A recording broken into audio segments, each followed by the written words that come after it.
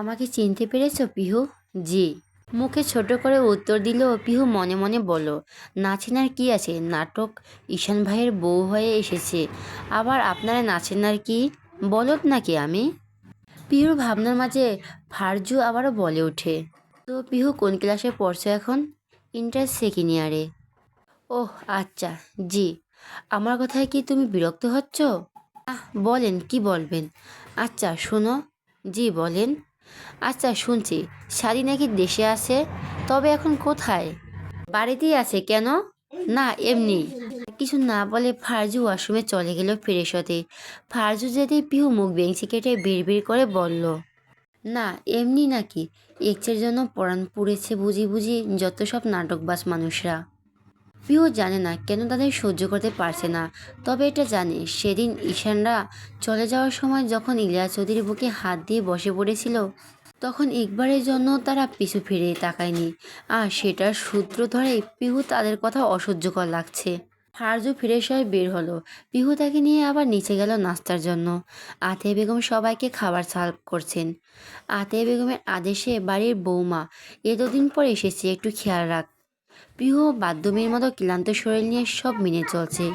সবার খাওয়া শেষ হতে ঈশানরা তাদের আগে থেকে রুমের দিকে চলে গেল। এতদিনে তালাবদ্ধ থাকলেও আজ আতিয়া বেগম বেশ গুছিয়েছে। আর ফাইজের দোতলায় ডান দিকে রুমটা দেওয়া হলো, মাঝে ছাদের রুম আর শেষে পিহুর রুম। পিহু আর সব কিছু বিরক্ত লাগছে, আতিয়া বেগমকেও বিরক্ত লাগছে। এই আতিয়া বেগম এখন হাতে কফি ট্রে নিয়ে বলে উঠল সবাইকে দিয়ে আসতে। পিহু সবাইকে দিলেও ফাইজকে দিতে দ্বিধাবোধ হচ্ছে, বেশ ভয়ও করছে। সাদি যদি জানে সে কোনো ছেলের সামনে গেছে, তাহলে আবার রিয়েক্ট করবে। তবুও ভয়কে দূরে ঠেলে দিয়ে সাদি রুমে ঠেলা দিল। না, দরজা ভিতর থেকে বন্ধ। পিহু এবার স্বস্তির নিঃশ্বাস ফেলে ফাইজের রুমের সামনে এসে দরজা নক করতেই ফাইজ দরজা দিল। দরজা খুলে ফাইজ দরজা থেকে সরে দাঁড়িয়ে বলল, ওহ পিহু আসো আসো ভিতরে আসো। পিহুর টেরা চোখে ফাইজের দিকে এক পলক তাকিয়ে ভিতরে গেল। বেড সাইড টেবিলের উপর কফির কাপটা রেখে বলে উঠল, মামুনি পাঠিয়েছে। কি? কফি? বলে পিহু চলে যাওয়ার জন্য উদ্যত হলো। ঠিক তখনই ফাইজ বলে ওঠে, আচ্ছা পিহু একটা কথা শোনো। সাহসে পিহু পা থমকে গেল। এখন যদি প্রশ্নের উত্তর না দেয় তবে অভদ্রতামি হবে, তাই সম্মানের খাতিরে বলে উঠল, জি কিছু বলবেন ভাইয়া? ফাইজ কিছু বলতে যাবে তার আগে নিচ থেকে বেশি এলো আতিয়া বেগমের ডাক। পিহুকে ডাকছেন তিনি। পিহু আর এক মুহূর্ত দেরি না করে ছুটে চলে গেল ঘর থেকে। নিচে এসে রান্নাঘরের সামনে দাঁড়াতেই আতিয়া বেগম করুণ কণ্ঠে বলে উঠল, তোরে তো কাজে বলছি, কিছু মনে করিস না মা? না মামুনি, কি মনে করব, তুমি বলো কি করতে হবে। আতিয়া বেগম করুণ কণ্ঠে বলো, সাদি বলেছিল সকাল 10টার সময় ডেকে দিতে, আর নাকি জরুরি হসপিটালে যেতে হবে। কিন্তু আমি তো ভুলে গেছিলাম 10টার কাটা পেরিয়েছে কখন। এখন কি হবে মামুনি? এক কাজ কর না মা। কি কাজ মামুনি? আমি কপি দিছি, তুই একটু ওরে ডেকে দিয়ে আয়। আমি গেলে রাগ করবে, তার উপর রান্না চুলোয়। আর তুই অসুস্থ, তোকে কিছু বলবে না, যা না মা। পিহু আর কিছু বলতে পারল না। আতিয়া বেগমের করুণ কণ্ঠ শুনে বেগত্তা সকাল সকাল ছাদের হাতের চর খাওয়ার জন্য রেডি হয়ে সিঁড়ি উপরে উঠতে থাকলো। জেরিনের ধাক্কায় পিহু কল্পনা থেকে ফিরে আসে। পিহু রানী কি ভাবছিস? কই কি ভাবছি? এই যে এক দৃষ্টিতে তাকিয়েছিলি, চোখের পলকও পড়ছিল না। এবার পিহু একটু নড়েচড়ে বসলো, ঠোঁটে জোরে এক হাসি টেনে এনে বলল, তুই ভুল দেখেছিস, এখন বল কি খাবি? কিছু না, তুই বস এখানে। তোরে বলতে বলছি না, কি খাবি আমি বানিয়ে নিয়ে আসি। আচ্ছা বল, চা নাকি কফি?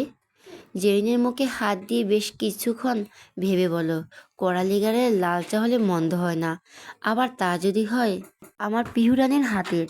বারান্দায় বসে বাইরের প্রকৃতি দেখতে দেখতে তোর হাতের চা জাস্ট জমে যাবে।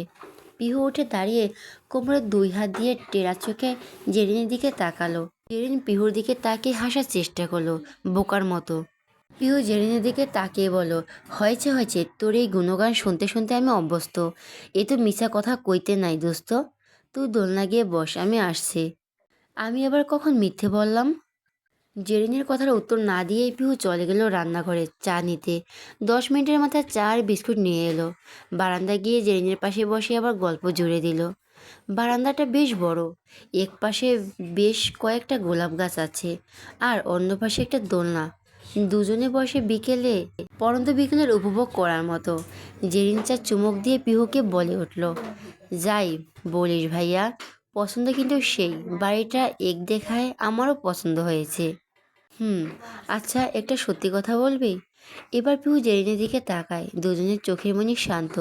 পিহু শান্ত কণ্ঠে জিজ্ঞাসা করে, কি, তুই কি আদৌ ভাইয়ার সাথে ভালো আছিস? পিহু কোনো জবাব দেয় না। জেরিন যা বুঝে নেয়। পিহুর চোখের পানি টলমল করছে। আসলে সে কি ভালো আছে? না, সে মোটেই ভালো নেই। অতীত তাকে কষ্টে অগ্নিগিরিতে পোড়াচ্ছে।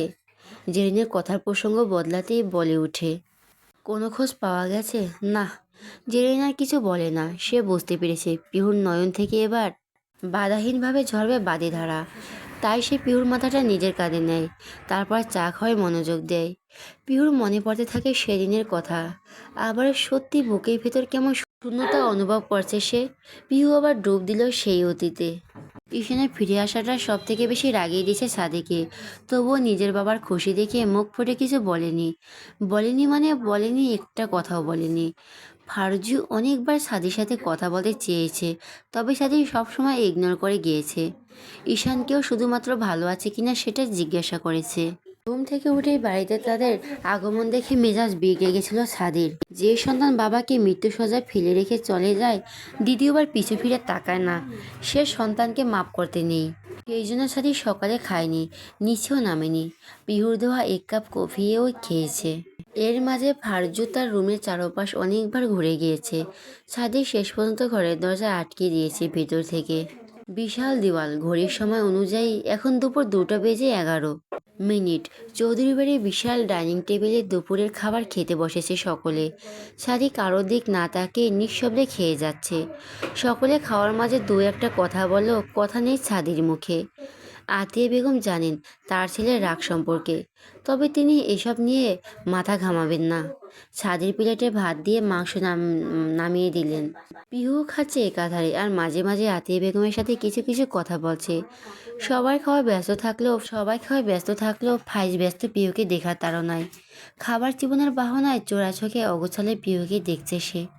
কালো চুড়িদার, লম্বা চুলগুলো ছেড়ে দেওয়া, মাথায় ওড়না পড়ে আছে। ছোট্ট চুলগুলো সামনে এসে বিরক্ত করছে পিহুর খাওয়ায়। ফাইজের খুব ইচ্ছে করছে পিহুর ছোট চুলগুলো কানের পিছনে গুঁজে দিতে, কানের পাশে একটা গোলাপ গুঁজে দিতে। হুট করে মেয়েটা কেমন ভালো লেগে গেল ফাইজের। দেখতে পিচ্ছি পিচ্ছি লাগলো, তার মনে জায়গা করে নিয়েছে মেয়েটি। ফাইজের চোরা চোখে পিহুর দিকে বারবার তাকানোকেও খেয়াল না করলেও সাদির চোখ তা খেয়াল করেছে। বেশ ভালোভাবে পরখ করেছে। প্রথমে কিছু মনে না করলেও পরক্ষণে পিহুর দিকে তাকিয়ে সাদি যখন দেখলো পিহুর মাথায় কাপড় নেই, তখন সাদির রাগ উঠে গেল মাথায়। ওড়না সরে যাওয়ার কারণে সাদির চোখ পিহুর গলার কাছে কালো কুচকুচে তিলটার উপরে পড়ল। এটা ছিল হয়তো কাটাঘাই নুনুর ছেটের মতো। দাদি মাখা ভাতে পানির গিলাস উপর করে দিয়ে হাত ধুয়ে আগে গজগজ করতে করতে উঠে দাঁড়ালো। এই মুহূর্তে মনে হচ্ছে ফাইজের চোখ দুটো তুলে নিয়ে চিবিয়ে খেয়ে নিতে। সাদিকে এমন না খেয়ে খাবারে পানি ঢেলে উঠতে দেখে আতিয়া বেগম এগিয়ে এসে উৎকণ্ঠা হয়ে বললে, এ কি, খেলি না কেন? পানি ঢেলে দিলি যে। খাওয়া শেষ আম্মু। কথাটা বলে সাদি চলে যাওয়া ধরলো। আতিয়া বেগম বুঝলেন কি হয়েছে হঠাৎ, তবে একটা বুঝলেন ছাদের মেজাজ অনেক গরম, তাই আর বেশি নড়লেন না। কথায় আছে, ধোয়া উড়ার ছাই ঘটলে হুট করে বিশালভাবে আগুন জ্বলে ওঠে। আতিয়া বেগম ছাদের মতিগতি দেখে বুঝলো ঠিক তেমনই কিছু হবে। ছাদে কিছু দূর যেতেই কানে এলো ফাইজের গলা।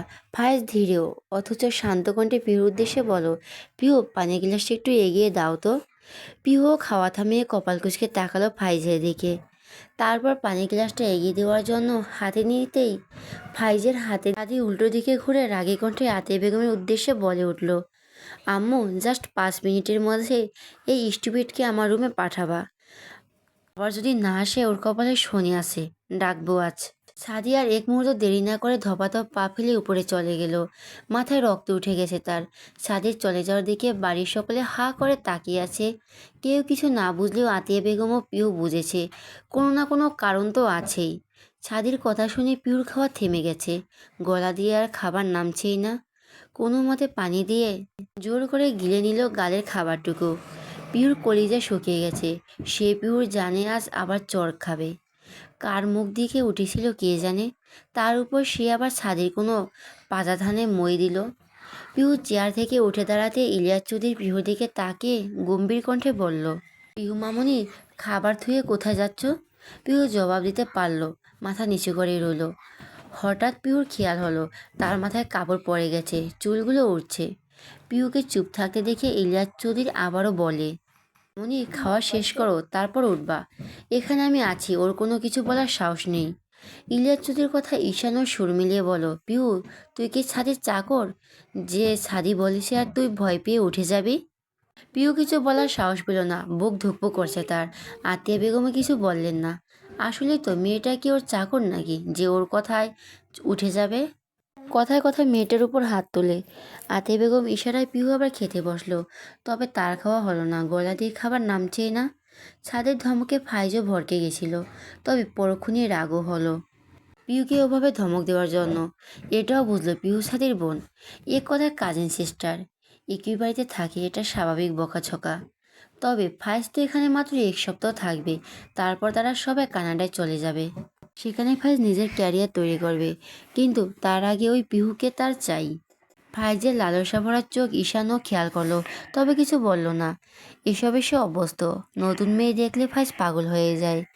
আর সেখানে পিহু তো সুন্দরী বালিকা। ফাইজ কি ঠিক থাকবে? যদিও ফাইজু নিজের ভাই বা স্বামী সম্পর্কে সব জানে না, তবে এটুকু বিশ্বাস তার মনে প্রাণে তার স্বামী আর ভাই সব দিক দিয়েই বেস্ট। সব দিক দিয়েই বেস্ট। সবাই এক এক করে খাবার টেবিল থেকে উঠে গেল। ফাইজ টেবিলে বসে এখনও প্লেটে হাত ঘোরালো। পিহুর দিকে হাসলো, তারপর ঈশানকে ইশারা করে। ঈশান ফাইজের ইশারা পেয়ে ফারজুকে বুঝিয়ে রুমে পাঠিয়ে নিজেই চলল ফাইজের রুমের দিকে। রুমে ঢুকে ফাইজ ভিতর থেকে দরজা ছিটকিনি লাগিয়ে লক করে দিল দরজা। আতিয়া বেগম ইলিয়াস চৌধুরীকে ওষুধ খেয়ে রুমে শুয়ে রেখে এসে পিহুর পাশের চেয়ারেই বসলো। সকাল থেকে হাসি হাসি থাকা মুখটা মলিন হয়ে গেছে, দেখে বোঝা যাচ্ছে পিহু ভয়ে শেষ। আতিয়া বেগম পিহুর ঘাড়ে হাত দিতেই পিহু লাফিয়ে উঠল। সাহসা আতিয়া বেগমের দিকে তাকালো। আতিয়া বেগম পিহুকে হাত ধুয়ে উপরে যেতে বললেন। ছাদের রুমে আপাতত না যেতে বললেন, পরে যদি ডাকে তখন তিনিও যাবেন সাথে। আতিয়া বেগমের কথায় পিহু কিছুটা ভরসা পেল, তবে মনের এক কোণে ভয় রয়েই গেল। পিহু বেসিন থেকে হাত ধুয়ে পা টিপে টিপে সিঁড়ি বেয়ে উপরে চলে গেল। তারপর ধীরে ধীরে পা ফেলে ছাদের রুম পার করে নিজের রুমে ঢুকে দরজা বন্ধ করে দিল। দরজা বন্ধ করে পিহু ফিরতেই পিহু ভূত দেখার মতো চমকে দরজার সাথে সেটে গেল। রক্তচক্ষু নিয়ে বুকে 2 হাত গুজে দাঁড়িয়ে আছে ভাইয়া। মাথার চুলগুলো এলোমেলো, মাথার শিরাগুলো ফুলে উঠছে ক্ষণে ক্ষণে। পিহু স্বপ্ন ঢোক গিলল। সে জানে তার কপালে দুঃখ আছে আজ। অতি বিপদের সময় চোখের পানিও বেইমানি করে। পিহুর এখন খুব কাঁদতে ইচ্ছে করছে, তবে কাঁদতে গেলেও চোখ দিয়ে পানি আসছে না তার। মনে মনে আল্লাহকে ডাকতে শুরু করলো। ছাদি বুকে হাত গুজে রেখেই সরু চোখে পা থেকে মাথা পর্যন্ত পরক করলো পিহুর। তারপর পিহুর ভিতরেও মুখের দিকে তাকিয়ে শান্ত কণ্ঠে উঠল, ভয় পাওয়ার কোনো দরকার নেই, আমার দিকে তাকা। কিছু বলল না। পিহুর চোখ পিটপিট করে খুলল। সে এটা জানে ছাদি এক কথার মানুষ, আর তার কথার দাম সে রাখে। পিহু চোখ পিটপিট করে খুলতেই ছাদি বলে উঠল, আমি জানি আমার উপর তো রাগ আছে বা ভয় কাজ করে, তার প্রধান কারণ আমি নিজের রাগ কন্ট্রোল করতে পারি না। তোকে একটা দুটো চড় থাপ্পড় দেই, আর দেব না, জীবনও না। কিন্তু আমার একটা শর্ত আছে। পিহু বেশ অবাক হলো, জন্মের পর এভাবে প্রথম হয়তো ছাদের এত ঠান্ডা মেজাজে কথা বলতে দেখেছে সে। তবে সে বুঝলো ঝড়ের আগে পরিবেশ ঠান্ডা থাকে। পিহু মাথা নিচু করে বলল, কি শর্ত? অতি সামান্য শর্ত। প্রথমত একটা সেলফি তুলতে চাই, আর দ্বিতীয়ত তুই এই কাগজে সিগনেচার করবি। বলে সাথে একটা কাগজ এগিয়ে দেয়। পিহু সেদিকে তাকায়, তবুও বুঝতে পারে না কিসের কাগজ। তাই আবারও জিজ্ঞাসা করে বলে, এটা কিসের কাগজ আর কিসের সিগনেচার? এটা দলিল, আর এতে লেখা আমি বা তুই কেউ কারোর লাইফের কোনো সমস্যা করব না, আর আমি তোকে কখনোই মারব না। ওহ আচ্ছা, এখন বল কি করবি, মার খাবি না সিগনেচার করবি? পিহু আর কিছু ভাবলো না, মনে মনে বেশ খুশি হলো। এমন কিছুই চেয়েছে সে। সাথী তার জীবনে মাথা না ঘামাক, তাহলে সে নাবিলের সাথে ভালো থাকবে। তবে সেলফি তোলা না নিয়ে কেমন একটা লাগলো। তবুও সাদির হাতের ভয়ঙ্কর মার খাওয়ার হাত থেকে বাঁচতে প্রথমে দুজনে এক হাত সেলফি তুলল। সেলফি তোলা শেষে সাদিক ক্যামেরার ভিডিও চালু করে দিল। পিউ কিছু না ভেবে কাগজে স্বাক্ষরত্ব করে দিল। সিগনেচার করা শেষ হতেই সাদিক ঠোঁটে শয়তানি হেসে নিজেও স্বাক্ষর করলো। তারপর কাগজ আর মোবাইল পকেটে পুরে দাঁড়াতেই পিউ কপাল কুঁচকে বলে উঠল। সাদির দিকে তাকিয়ে পিউ কপাল কুঁচকে বলে উঠল, আচ্ছা সত্যি করে বলুন তো আপনি হাসছেন কেন? পিউর কথায় সাথে নিজের ঠোঁট চেপে রাখা হাসি লুকিয়ে ফেলল। নিমিষে গম্ভীর হয়ে গেল আবার।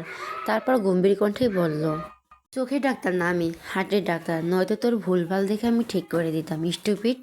সাদির কথায় পিউর সন্দেহ কাটলো না, তবে এটা শিওর যে সাদি তাকে আর মারবে না, যেহেতু কাগজ কলমে চুক্তি করে নিয়েছে। তবে প্রশ্ন হলো, ছবি আর ভিডিও কেন করলো? প্রমাণ রাখার জন্য? আচ্ছা প্রমাণ যদি রাখার হয় সেটা পিহু রাখবে, সাদি কেন রাখলো? পিহু আবারও কপাল কুঁচকে সাদির দিকে তাকালো। সাদিও তার দিকে তাকিয়েছিল এতক্ষণ। পিহু তাকাতেই চোকাচোকি হয়ে গেল দুজনের। পিহু চোখ সরিয়ে নেয় সাথে সাথে। পিহু সাদির দিকে না তাকিয়ে বলে ওঠে, একটা প্রশ্ন করি আপনাকে। হয়ে গেছে মানে? একটা কথা জিজ্ঞেস করা হয়ে গেছে। আচ্ছা দুটো প্রশ্ন করি আপনাকে। হয়ে গেছে। ধুর। পিহুর রাগ উঠল। সিরিয়াস সময় মানুষ এভাবে মজা নেয় নাকি? পিহুর রাগ দেখে সাদি মনে মনে হাসলো। এতদিন মেয়েটাকে ভালো করে দেখেনি সে, তবে জ্বর থাকাকালীন 3 দিনই মেয়েটাকে খুব করে দেখেছে। পিহু রাগী কণ্ঠে সাদির দিকে তাকিয়ে বলে উঠল, রাগাবেন না। আমি রাগালাম কখন? আচ্ছা সত্যি করে বলেন তো আপনি এই ছবি তুললেন কেন? কোন ছবি? সেলফি? দাদি বোধহয় বুঝেছিল পিহু এই প্রশ্নটাই করবে। উত্তরও তার কাছে প্রস্তুত ছিল, তবে কেন জানি বলতে ইচ্ছে হলো না। মেয়েটাকে আরও একটু রাগাতে ইচ্ছে হলো তার। যদিও এই আচরণ তার সঙ্গে যায় না, তবে তার মন তো মানতে নারাজ। ছোট্ট পিহুর সাথে বাচ্চামি করতে ইচ্ছে হচ্ছে তারও। রাগাতে ইচ্ছে হচ্ছে বেশ। সাদে বুকে হাত গুজে গম্ভীর কণ্ঠে পিহুর দিকে তাকিয়ে বলে উঠল, আমি রুমে যাচ্ছি, 10 মিনিটের মাঝে আমার রুমে কফি নিয়ে আসবে। মানে? চোখের সামনে কানের ডাক্তারও দেখিয়ে নিব, সমস্যা নেই, কফি নিয়ে আয়। পিহু রাগ উঠল বেশ। কথায় কথায় অপমান সহ্য করা যাচ্ছে না। পিহু রাগী কণ্ঠে বলে উঠল, পারবো না। কি বললি?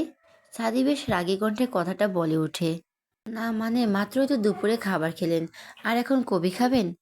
খাওয়ার রুটিন হয়তো তোর কাছ থেকে শেখা লাগবে না। ঘড়ির টাইম ধর, 10 মিনিট, তার মধ্যে আমার রুমে কফি সহ তোকে চাই। আমাকে চাই মানে? সাদি প্রসঙ্গ বদলাতে কঠিন কণ্ঠে বলে উঠে, এক চর দেবো স্টুপিড, যা বলেছি তাই কর। মাত্র, কিন্তু চুক্তিতে সিগনেচার করছি, আপনি আর আমাকে মারবেন না। সাদিয়া নিজেরা কন্ট্রোল করতে পারল না, প্রকাশও করলো না। কয়েকবার জোরে জোরে শ্বাস নিয়ে রুক্ষ কণ্ঠে বলো, চুক্তিপথের সময় রাত 12টায় শুরু হবে, আর একটা কথা বলে ঠাটিয়ে তোর গাল লাল করে দিব। পিহু বুঝলো যে ঘটনা অন্যদিকে চলে যাচ্ছে। ফাও ফাও পাগল নেড়ে মার খাওয়ার দরকার নেই। ওর চেয়ে ভালো যা বলছে শুনি, অত্যন্ত আমার রুম থেকে বের হোক। তারপর আমি রুমে ঢুকে রাত 12টার আগে আর বোম ফেললেও বের হব না। পিহুকে চুপ থাকতে দেখে ছাদে আবার বলে উঠল, টাইম শুরু হয়ে গেছে, যাচ্ছি তো আজব। পিহু মনে মনে ছাদিকে উদ্ধার করে দিতে দিতে রুম থেকে বেরিয়ে গেল। রাগ হলো তার, সে বেশ ভালোই বুঝেছে ছাদি ইচ্ছে করে রাগাচ্ছে তাকে। রাগাক না, রাত 12টার পর থেকে তারও দিন শুরু হবে। সেও নাবিলের সাথে ঘুরে ঘুরে তাকে রাগাবে। নিজের মনে একে একে বিড়বিড় করতে করতে রান্নাঘরের দিকে চলে গেল। পিহুর চলে যাওয়ার দিকে তাকিয়ে দরজার চৌকাঠে হেলান দিয়ে বুকে হাত গুজে ছাদে বিড়বিড় করে বলে উঠল, বড্ড বোকা তুই সুইট হার্ট। আমার কথাগুলো কি সুন্দর বিশ্বাস করে নিলি। তবে সরি রে, এই প্রথম কোনো মিথ্যে আশ্বাস দিলাম তোকে। তবে এই মিথ্যার জন্য যদি তোকে নিজের করে পাওয়া যায়, তবে আমি সাদি বারবার বলতে চাই। ফাইজ বিছানায় বসে পা দুলাচ্ছে আর দাঁত দিয়ে নখ কাটছে। ঈশানের সাথে কথা কাটাকাটি হচ্ছে তার। এক পর্যায়ে ঈশান বলেই ফেলল, তুই জানিস আমার কিছুদিনের মধ্যে চলে যাব, তার আগে আমার সব সম্পত্তির ভাগ নিয়েই যাব। ভাই, তোমরা তোমাদের সম্পত্তি নাও, নাও না, আমার কি? তুই বোঝার চেষ্টা কর একটু। কি বুঝবো? আমার যে কাজ করতে এসেছি সে কাজ হয়ে যাক, তারপর তোর কাজ তুই মিটাস। আমার ভালো লাগছে না।